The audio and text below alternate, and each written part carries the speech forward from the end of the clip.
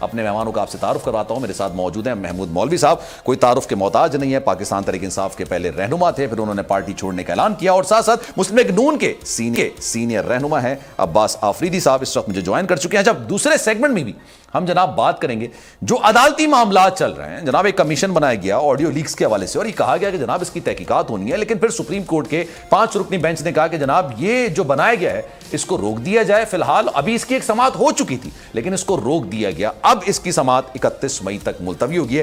Programme کے دوسرے segment میں اس پہ ذرا ڈیٹیل میں بات کریں گے. جناب محمود مولوی صاحب ہمارے ساتھ موجود ہیں. سر السلام علیکم, کیسے ہیں سر؟ سر یہ کیا ہوا؟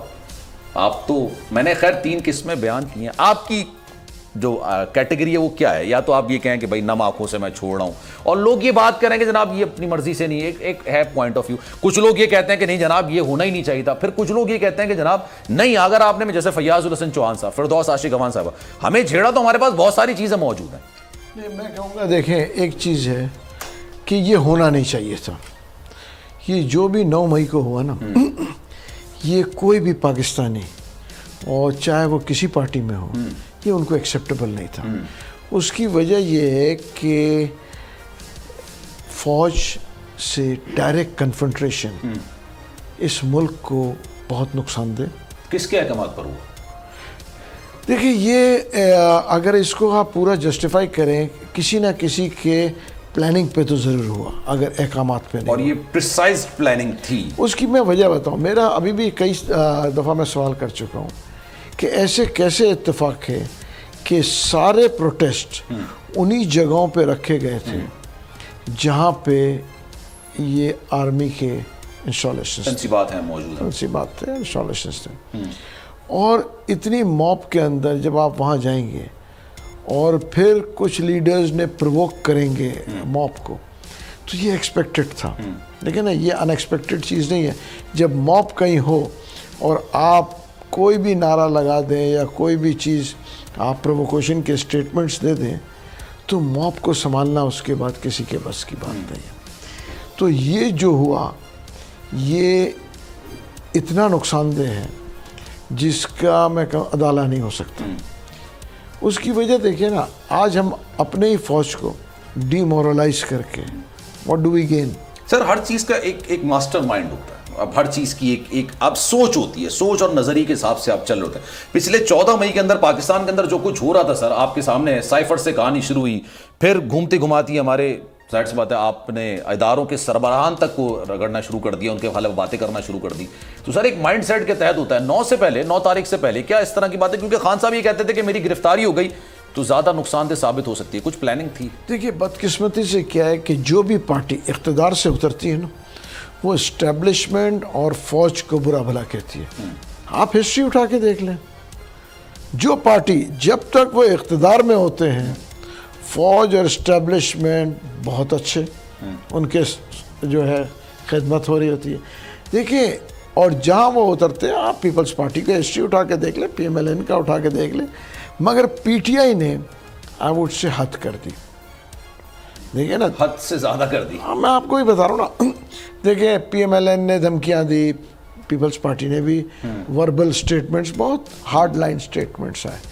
یہاں پہ جو ہے میں کہوں گا کہ سٹیٹمنٹس کے علاوہ پریکٹیکلی ڈیمیج ہوا. اینڈ اسپیشلی دیکھیں شہداء کے جو مونومنٹس تھے اور ان کے ساتھ جو میں لفظ استعمال کروں گا بے حرمتی ہوئی, وہ عوام کے لیے ڈائجسٹ کرنا اور کچھ لوگوں کے لیے ڈائجسٹ کرنا مشکل تھی.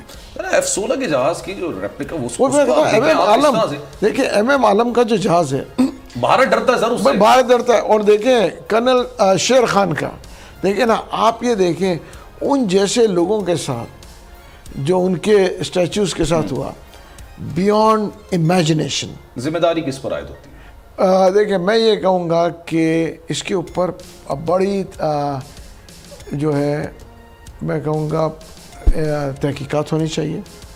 اس کی وجہ میں کیوں تحقیقات کہوں گا, اس کی وجہ کہ چاہے کوئی لیڈر ہو یا ورکر ہو, اس میں یہ نہیں ہو سکتا کہ صرف ورکر ہو.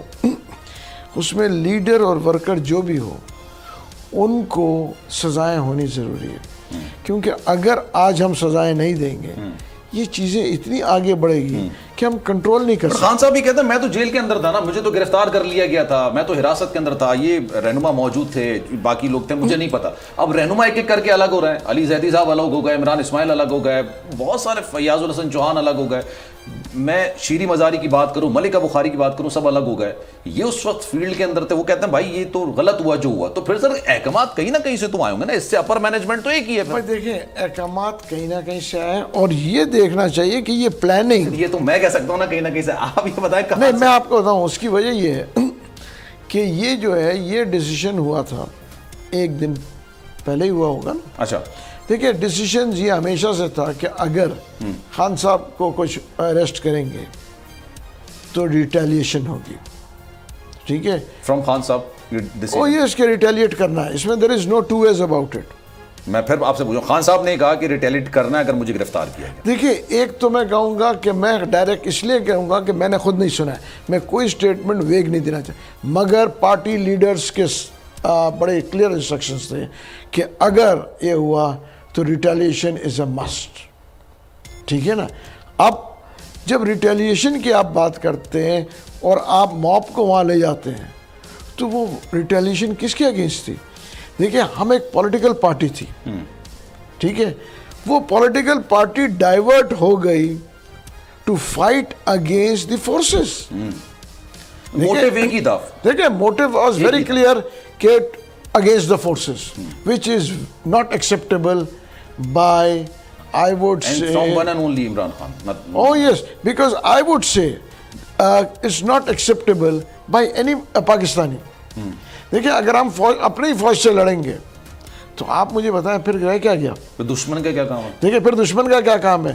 اور اگر میں کہوں کہ جی ہم GHQ پہ قبضہ کریں گے تو پھر ایکسٹریملی نان ایکسیپٹیبل, بالکل یہ چیز ہے. non acceptable. اچھا سر, میں اگر عباس آفریدی صاحب کو بھی شامل گفتگو کر دوں. عباس صاحب السلام علیکم سر, کیسے ہیں؟